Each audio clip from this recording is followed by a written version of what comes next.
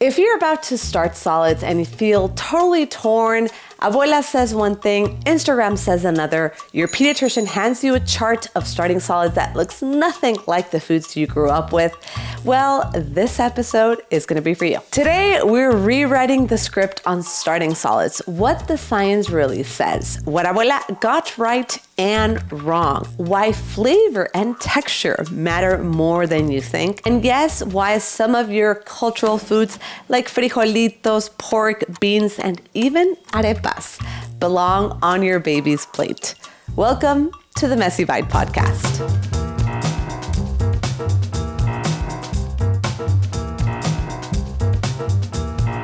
Welcome to the Messy Bite Podcast. I'm your host, Marina Chaparro, where nutrition science meets real mom life, always with a side of culture and love. This episode is sponsored by the National Pork Board. If you are a healthcare professional, we invite you to sign up to Pork and Partners, a community focused on the needs of healthcare professionals like myself. It provides free continuing education opportunities, featured recipes, evidence-based resources, and peer-reviewed research.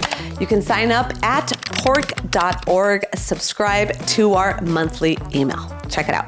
Today, we are going to cover lots of things. So if you're about to start the starting solids journey, listen up. We're going to talk about what babies really need in those first 2 years of life, or how we like to call it in the professional world, those 1,000 days. And if you think starting solids is all about maybe fruits and veggies, well, you're gonna get in for a little surprise, because we're gonna uncover surprising nutrients that you might not know that your baby really needs in these first months or even years.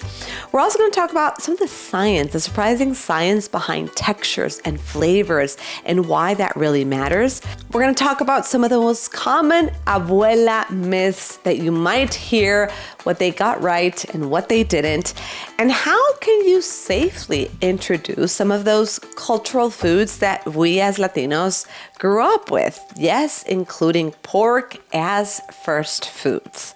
So I want to start off with one of my first experiences as I was a first-time mom. And let me take you all the way back to when Alicia, my second daughter, was probably around 7 months.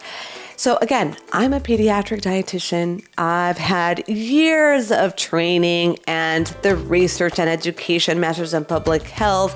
I worked in pediatric nutrition hospitals, baby development. But when it came down to feeding my own kids, well, I'm not gonna lie, I had a lot of doubts. I was confused. I needed a little bit more specification that in hindsight, I realized that maybe I wasn't the greatest dietitian because I was not yet a parent. And I think this matters. So I remember I was in El Paso, Texas, and I gave Alicia the first time beans. And I just remember the joy, the terror, the sense of pride that I had when I gave her beans. And to be honest, nobody told me I could give her beans as a first food. I kind of did more research, investigated, made sure the texture was safe. I remember I squished it. I gave her in puree form. I did the responsive feeding. And when she was just so into it, I can't tell you the joy and the pride that I had. And I think in that moment, I realized that parents don't need information only. They also need permission to feed their foods, maybe foods that nobody even told them, no other healthcare provider told them. And guess what? It's okay. And the science supports it, but there's not a lot of representation. So this is why this episode, I really wanted to do this episode, because this is the stuff that I wish somebody had told me when I started solids. And that is what this episode will be. It is a different take on starting solids, but one that is rooted in evidence, but also in culture. So if you identify, if you've had a moment where you gave your daughter, son, a specific food you grew up with, let me know, what was that food? Leave me a comment, and above all, remember to subscribe. So let's talk really quickly of maybe some of those myths. Maybe it's been your mom, maybe it's your neighbor, maybe it's been abuela.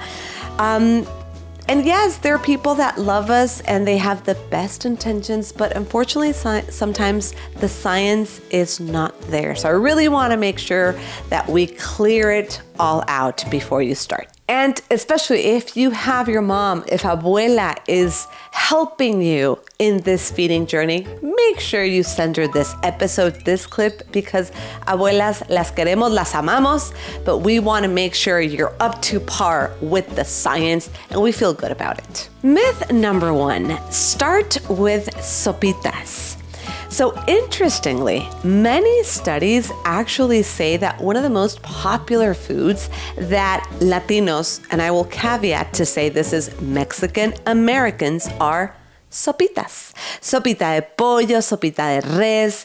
And what's interesting is that the way usually these are done is by adding lots of different veggies, but then the chicken or the meat are not necessarily included.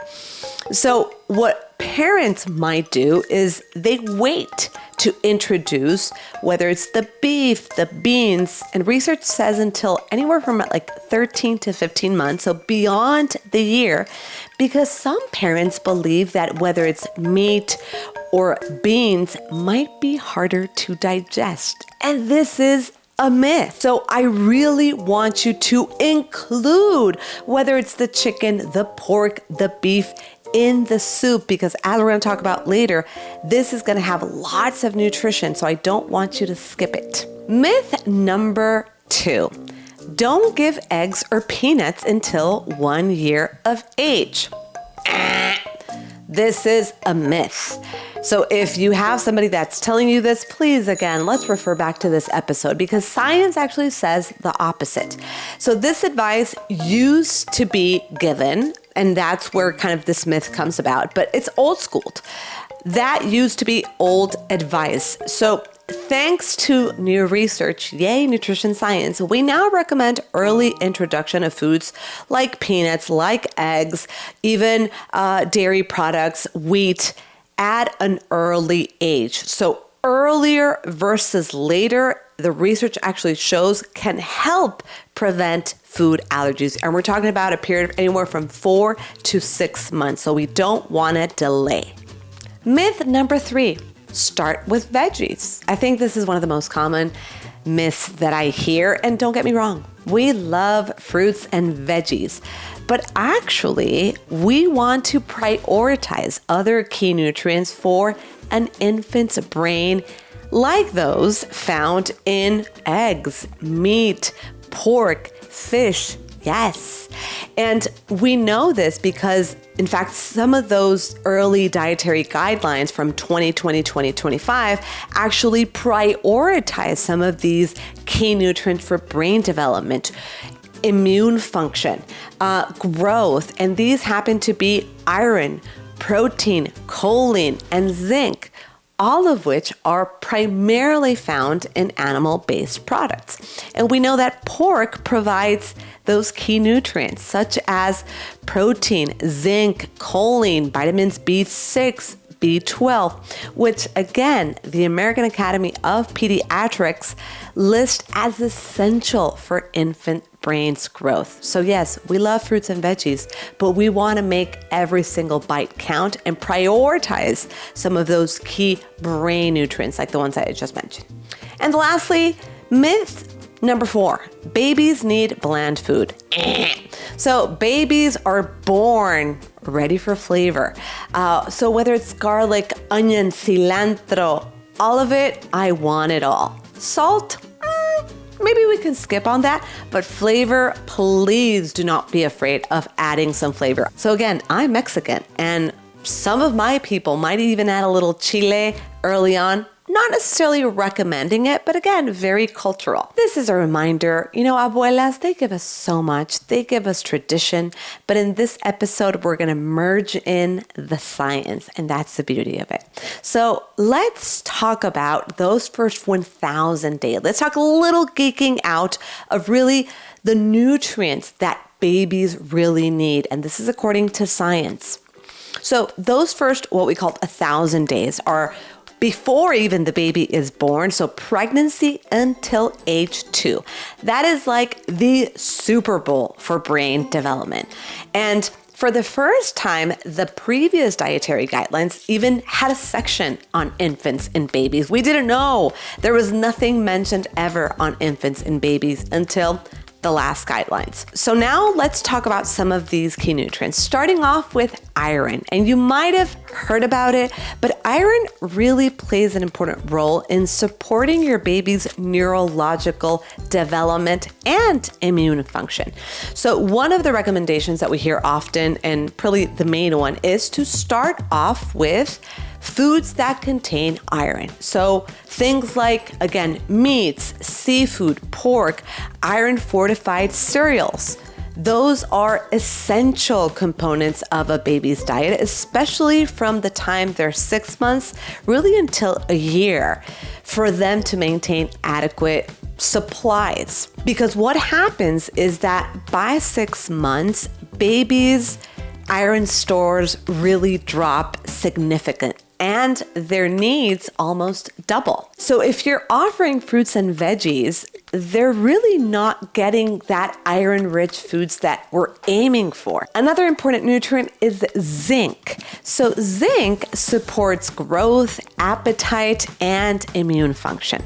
So things like pork and beans are both incredible sources. You can also find zinc in some of those infant fortified cereals, which is some of the times why we recommend them, meats, fish, and lentils.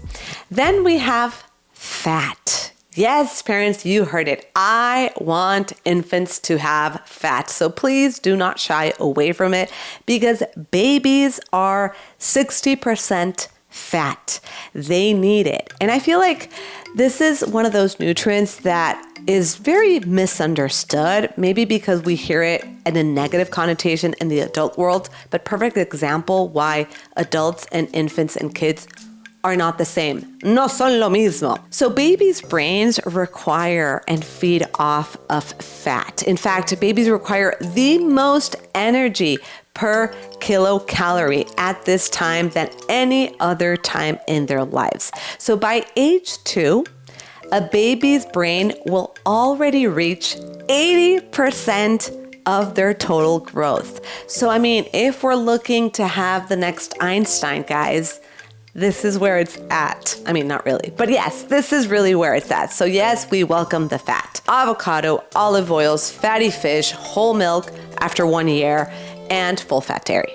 Protein, such a buzz nutrient, but it is essential for growing bodies and brains. So protein makes up 20% of the human body, and it's present in every single cell. So yes, it matters. But amino acids are responsible for constructing new cells, which again, new tissues, which is what infants are doing in the brain. Their component amino acids serve as building blocks for neurons, neurotransmitters, hormones, enzymes. Thereby, they support the brain's structural and functional development. And I mean, there's tons of different protein options. We have pork, we have fish, we have other meats, yogurt, full fat yogurt, and dairy, again, are great options. We have beans, lentils, quinoa, even peas. But when we zoom on pork, it's considered a high quality protein, because what this means, it provides all of those essential amino acids kids need. And it's also very well digested and absorbed by the body. So that's why, in general, animal proteins tend to rank a little higher when it comes to protein quality. And that's why you might hear from me saying, I'm definitely going to recommend, based on families, culture, and preferences, some of those animal-based proteins in those early years. And the last nutrient that maybe many of you haven't heard is choline. So I find that most women really have never heard of it. So if you've never heard of it, you're not alone. And choline is important for brain development, cell membranes, and cognitive functions such as memory and attention. Where can you find it? You're going to find it in eggs, in beef, in wheat germ, in bees, yogurt, and peas. So again, I wanted to give you just a little of the nerdy, geeky science of the nutrients and what the science says, but also some of the foods where you can find them. And before we move on how to introduce some of those favorite foods, I want to talk really briefly about texture and flavor, and maybe what parents don't know about early flavor training and why it matters. Texture really matters. Offering finger foods and varied textures helps babies practice chewing, swallowing, biting, while also building some hand-eye coordination. So this is one of the reasons why we don't want to wait until they're a year old to start practicing some finger foods. Because if you think about it, this is how babies are learning to really learning everything around them in the world. This is, if you see a baby, all they do is put everything in their mouth because this is their sensory apparatus and how they're learning about the world. So think different textures, not just sopitas or purees. They're great, but I want it to be advanced. I want it to be age-appropriate finger foods. And now about flavor.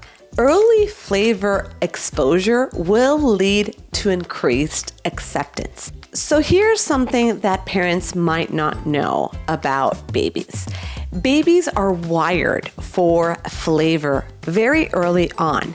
And what the research tells us is that anywhere from 4 to 7 months, they're going to be much more open, much more curious, and they need fewer experiences to accept that food later on. So this is what we call the window of opportunity, because pretty much anything that you put on their plate, they're like, So please remember this key fact. Early exposure matters. And research shows that taste preferences begin forming as early as 18 months. So during this taste window, again, between 4 to 7 months, and again, some research might say a little bit later, infants are going to be so much more receptive to new flavors and textures, requiring fewer exposures than other children. So if we want to have curious eaters later on, we really want to expose our kids to lots of different flavors and textures early on. This is going to be one of those key recommendations I give to all of my parents. So if you were to take one thing out of today's episode, this is the takeaway. I want lots of flavor. I want lots of variety and different textures because they matter early on. This is going to be one of the greatest ways to help you have an adventurous and curious eater. So remember that. And to our last section, let's get practical. Let's get down to it. How do you actually start solids with the foods that you grew up with? So again, if you're a parent that is about to start solids and you definitely have a lot of questions, this is where this comes in. And if you do have another question, make sure to send me, whether it's a direct message on Instagram, leave a comment below. I am here to help. So when we talk about starting solids, Latino style, we're not talking just about giving babies whatever is on the stove. No, we're talking about how do we adapt the foods that maybe our family eats in a safe and is developmentally appropriate. So those are two different things. So we want to make sure it's safe and it's developmentally appropriate. So how do we make sure it's safe, and some safety basics? Readiness signs, right?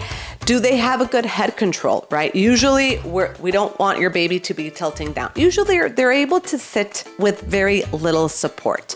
They're interested in food, right? They're kind of looking at you. Maybe they're opening their mouth. We don't want any added sugar, no added salt. Ideally, we want to make sure that it's soft and squeezable. That way there's no choking hazard. Even if you do a baby-led weaning style, I always have like the squish test, where if you're able to squish it, it's going to be pretty safe because we don't want anything, affecting their airway. So again, long strips if you're going to be doing a baby-led weaning, kind of like this size. And we also want to introduce allergens one at a time. We want to do it early, but I don't want you to do, 3 or 4 of them all at once because we want to know if there's a potential reaction, which one actually caused the reaction. And always, we want to supervise. We want to make sure there is an adult there. So what are those, maybe my favorite cultural starter foods? If you don't know where to start and you're like, I'm interested, here's my take. So these are the foods I offered when my daughters were that age. I can't believe they're so big. But these are foods that are really rooted in my culture. Again, they're full of nutrition, they're accessible, and they're easy to prepare. So for me, aguacate was definitely on the list. It is rich in healthy fats, ideal again for brain development. It is soft, buttery texture, and we can serve it many ways. If we're doing puree, we could just squish it, right? Maybe add some little breast milk if you want to do it. Or if we're doing baby-led weaning, we could serve it as a wedge or even mix on top of a little toast. It's great. Mango, of course, I live in Miami and mango is now a food that I see, but back home in El Paso, Texas, I did not have mango. So I'm taking advantage of this opportunity. Amazing flavor. It is a tropical fruit. It is high in vitamin C. Lots of great potassium and fiber. We can, again, use it as a puree. We can combine it with other fruits. Or, again, we could add some of those proteins along, whether it's the pork, the chicken, the beef, the eggs. We definitely want to avoid very green mangoes because they can be hard and it could be a choking hazard. Number 3, puree or shredded pork tenderloin or pork shoulder. Again, this is one of my favorites. It's a food that I love to eat personally. And we know pork provides zinc, choline, iron, B6. Again, all of those key nutrients that the American Academy of Pediatrics mentions important for brain development and for growth. And what's interesting is that pork is actually one of the most consumed proteins worldwide. So for many cultures, this makes sense to be a good starter food. And it makes sense for the entire family. Again, we want to make sure it's adaptable and safe, but I don't want you to make 5 different meals, one for your toddler, one for your baby, one for your husband, nada de eso. Una comida para todo mundo. We also love the flavor. And so it does have a mild flavor, but it's a great base. So adding in some veggies, you could do shredded pork. I love maybe even higher fat meats because they tend to be moist. So shredded pork could be wonderful for baby-led weaning. Or if we do a shoulder, again, this is going to be a higher fat cut. So a lot more moist. We really want to avoid very dry meats. Anything that is slow cooking method is going to be great because it's already going to be very soft. You can also do a puree, right? If we do a ground tenderloin, beautiful. That could be for the rest of the family. We add it in, we puree it. Again, add some little bit of breast milk, add some avocado, add some high vitamin C fruit, increase the iron. So in conclusion, it could be prepared in so many different ways. Camote, sweet potato, batata, I think that's how other people call it. It is soft, it is sweet, kids will love it. It is nutrient rich, high in fiber, high in vitamin A. We can again do it whether it's smash, puree. We could do it in a pancake if we're gonna be doing baby-led weaning. We add a little bit of protein. So I do find that many babies are actually gonna like it because of that sweet taste, but we can get very creative and do different ways. And lastly, we cannot forget the beans, los frijolitos, the lentils, las lentejas. It is a wonderful plant-based protein for babies. It provides iron, protein, fiber, extremely nourishing. So we could mash it. We want to add those beans in if you're going to be doing a sopita. Mix in some water, some breast milk. So we can also progress the texture as the baby grows. If you're doubting it, we can always squish a bean and make sure it's very soft. So frijoles and lentejas are not too heavy and one of the most nutrient-dense options that we can give your baby. So, if you're about to start the feeding journey, here are my top reminders. Babies do not need bland food. I want you to go ahead and add the onion, add the garlic, add the cilantro, the cinnamon. They're all accepted and even encouraged. We want to mix foods up. So pork and beans, avocado and mango, it's all allowed. Repetition, exposure, and variety are gonna be key. Remember, I want you to offer foods more than once. Don't be discouraged if your baby makes a weird face. That is what they will do. That is normal. Keep them coming and do not give up. And don't be afraid to include your cultural foods. If you don't know how to, please reach out to myself, to your doctor, to your pediatrician, to your registered dietitian. That is why we're here to help. We want to create that early familiarity, that connection, and that love. And I want you to feel proud that your baby is eating and loving the same foods that you do, because I know that really was important for me. And remember, your baby doesn't need separate food. They need your food adapted safely. Starting solids Latino style, it's not only just possible, it's very powerful you do so. So I'm giving you that permission to do it. And now it is time for our Messy Bites Real Life Challenge. So this week, if you're in that journey, I want you to introduce one cultural food you really want your baby to start off. It could be mashed frijolitos, shredded pork, calabacitas, plantains, whatever connects with you, with your family, with your home. Take a picture, you can tag me, you can let me know how it went. Did your baby like it? Did they not? What was their reaction? Let me know in the comments below. And remember, make sure to subscribe if you like this content, or send it to your comadre, your abuela.